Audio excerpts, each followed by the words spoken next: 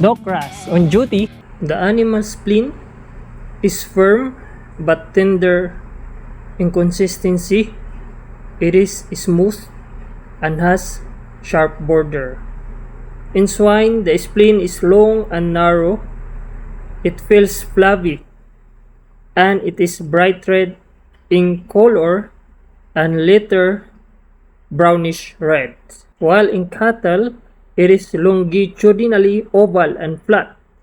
Its color is reddish brown in young fat animals and more blue, later grayish blue in those that are not fat.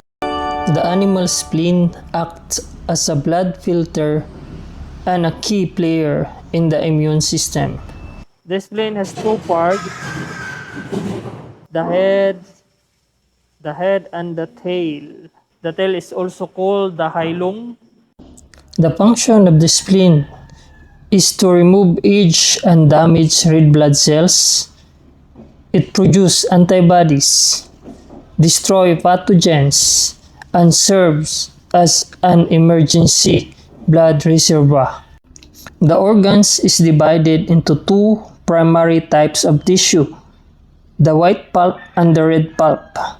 The white pulp is the part of the immune system that produces lymphocytes and antibodies to fight off blood-borne infection, while the red pulp acts as filter to capture and destroy old or abnormal red blood cells and stores reserve of red blood cells, platelets, and iron.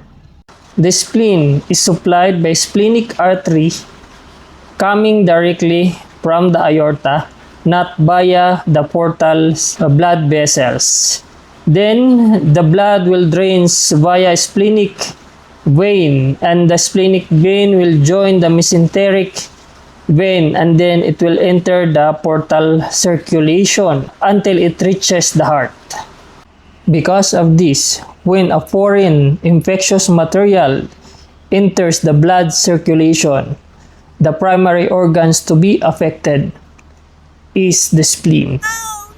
The inflammation of this organ is called splenitis, and the abnormal enlargement of the spleen is called splenomegaly.